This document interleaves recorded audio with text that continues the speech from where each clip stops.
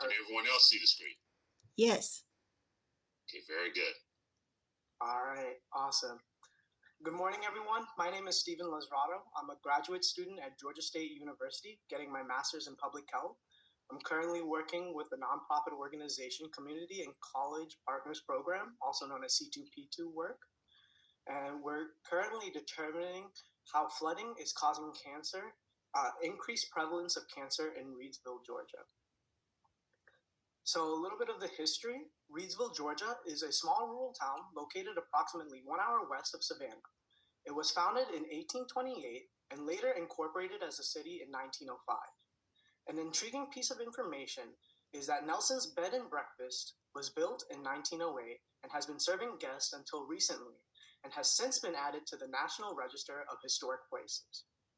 Unlike most rural towns that rely on agricultural industry, Reidsville was home to 2 prisoner of war camps during World War II, where they housed captured German personnel and forced them to work in the local onion fields. After war was over and there were no more looming threats, the POW camps were decommissioned and the infrastructure was redeveloped for more housing. However, the history of the penal or correctional system still remains interwoven today. Built in 1983, the Rogers State Prison became a new home for nearly 1,400 inmates, as well as a new employer for a similar number of residents. There are approximately 2,000 residents that call Reidsville home, which makes up around 10% of the population for Tattnall County, which is no more than 23,000 residents. The demographic makeup of the town is 46.3% white, 46.8% African American, 1% Hispanic, and 3.9% other, while the makeup of Tattnall County is 56.9% white, 29.3% African American, 12.7% Hispanic, and 3% other. The other category accounts for every other race and ethnicity not stated. According to the 2020 census, the median household income in Reidsville is $33,571.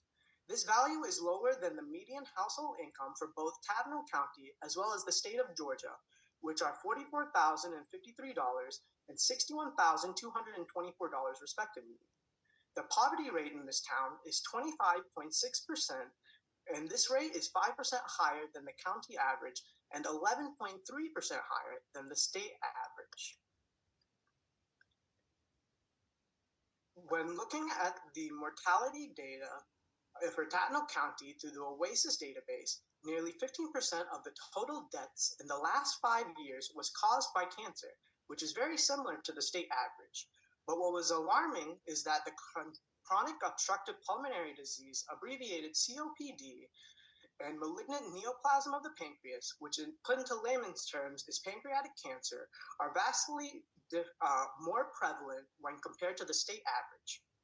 The most prominent cause of both of these diseases is tobacco use, which is greater in this county compared to the state and national averages. However, the data indicates that tobacco use has been declining steadily since the early 2000s. Another possible cause for both of these diseases is related to pollution in both the air and soil and may be linked to asbestos. When speaking with a former resident of Reidsville, the topic of cancer was tied to the development of the previously decommissioned prison camps.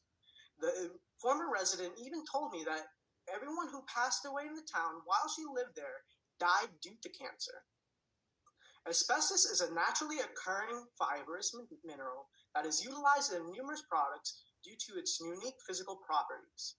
It was only in the late 1970s that we truly understood the hazards of asbestos, especially its carcinogenic effects on the human body. Before the 1970s, asbestos was incorporated into a majority of building materials, such as concrete, bricks, pipes, and insulation to strengthen and fireproof these materials. After this life-saving discovery, the U.S. government decided to officially ban the sale of asbestos-containing materials from entering the marketplace since 1989. Since then, the U.S. government has put into place special guidelines to follow in order to safely remove asbestos from containing materials in older infrastructure. Based on the current cancer data and eyewitness testimonies, it is likely caused that the increased COPD and pancreatic cancer in Tatnall County, and more specifically Reidsville, Georgia, is linked to asbestos. It is likely during the redevelopment phase of Reidsville after World War II, the contractors didn't properly remove or dispose of the asbestos-containing materials, causing large amounts of asbestos fibers to be released in the air before becoming lodged in the linings of the community members' lungs or settle in the soil. Pancreatic cancer is usually known to be caused by smoking and other chronic diseases, but prolonged exposure to asbestos fibers in water can still be dangerous. According to the EPA, in cases where the concentration of asbestos is below the national threshold for dangerous, but remains relatively high, the individuals may experience the development of benign polyps or tumors within their stomach region. When I discussed this finding further with my community leader, she informed me that she had developed this exact medical symptom since moving to the city. Although a possible link to cancer was found, I was still pondering over one question. How would it be possible for the asbestos concentration in the soil and water to remain high enough after so many years? I believe it is the likely cause has to do with flooding, an issue that has started to occur in this region. These large and sporadic floods bring nothing but harm and can cause major damage to roads, homes, and other infrastructure, as well as destroy crops and contaminate water systems. According to the EPA's How Was My Waterway database, since February of this year, the Thomas Creek watershed has been impaired, causing an increase in bacteria and microbes, degraded aquatic life, and low oxygen. An impairment in a water system has also led to flooding throughout the Reidsville area and has been one of the major concerns our community leader had. Since asbestos is a mineral, it can't be destroyed, but rather removed from the environment via waterways or special removal processes within infrastructure. Because Thomas Creek is currently experiencing an impairment, I believe that this is causing regions of Reidsville to flood, thus causing asbestos fibers that was embedded deeper in the soil to slowly resurface and contaminate the topsoil as well as the water systems around the community. Upon further investigation, utilizing the United States Geological Survey Stream Stats database, I found out that the drainage infrastructure within Reidsville is insufficient. Based on the Atlantic Plain D. Beiger and the USA Beiger statistics parameters, the minimum limits for the drainage area in square miles is 0.31 and 0.8 respectively. However, both statistic parameters observed a value of 0.03 square miles for the region of Reidsville that is currently experiencing flooding. This means that Reidsville, Georgia is experiencing flooding due to an impairment in the watershed as well as insufficient drainage infrastructure. From what I understand, not everyone in the Reidsville community is currently being affected by flooding.